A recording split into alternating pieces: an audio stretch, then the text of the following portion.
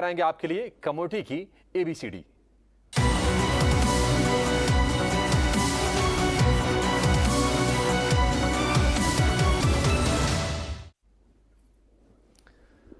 और रोज की तरह कमोडिटी की एबीसीडी लेकर हमारे साथ जुड़ गए हमारे सहयोगी विश्वमोहन। विश्वमोहन, बताइए आज क्या खास लेकर आए हैं आप?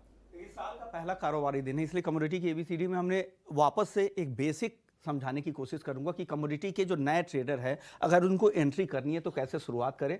सबसे पहले आपको काम करना है कि कमोडिटी मार्केट को आप समझें कि कमोडिटी मार्केट होता क्या है, उसके बारे में पढ़ाई करें, रिसर्च करें। कमोडिटी जो एक्सचेंजेज है जहां पर ट्रेडिंग प्लेटफॉर्म जिनकी तरफ से मुहैया कराया जाता है उन पर कौन कौन से प्रोडक्ट है, एमसीएक्स और एनसीडीएक्स और बीएसई और NSE. MCX non agri market का सबसे बड़ा एक्सचेंज है और एनसीडीएक्स एग्री मार्केट का सबसे बड़ा, और बीएसई एनएसई पे कुछ चुनिंदा प्रोडक्ट्स आपको मिल जाएंगे।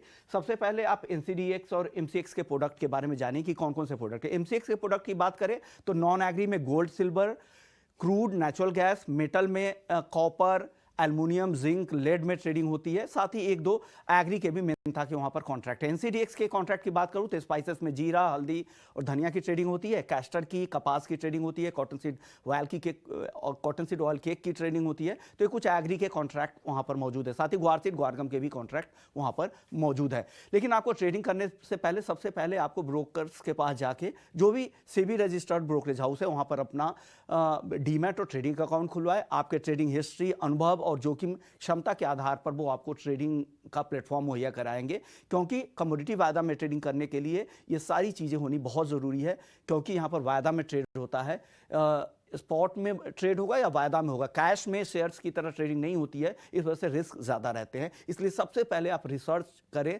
समझें, फिर बाजार में एंट्री करें और फंडामेंटल्स को समझें, क्योंकि कमोडिटी के जो भाव रहते हैं काफ़ी सारे फंडामेंटल्स पे, डिमांड सप्लाई का सिनेरियो क्या है, किस तरह से गवर्नमेंट की पॉलिसीज़ है, साथ ही ग्लोबल मार्केट में किस तरह से चाल दिख रही, तो सारे फैक्टर्स को समझे फिर कमोडिटी मार्केट में एंट्री करें।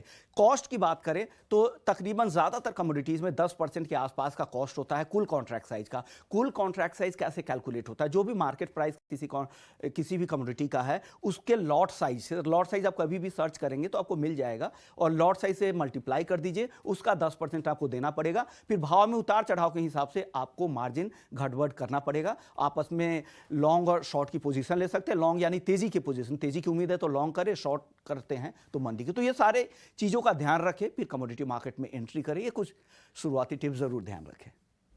ठीक है, तो विश्वमोहन ने कमोडिटी की एबीसीडी की शुरुआत शुरू से कर दी है, और अगर आपने ये सीरीज मिस कर दी है तो आपके पास फिर से मौका होगा अपना ज्ञानवर्धन करने का, कमोडिटी बाजार को समझने का, और कौन से कमोडिटीज ट्रेड होती हैं और कैसे आपके लिए कमाई के मौके बन सकते हैं, ये सब कुछ जानने का। तो रोज 11 बजे ये खास सेगमेंट हम छोटा सा लेकर आते हैं, इसमें आप अपनी समझ को बढ़ा सकते हैं।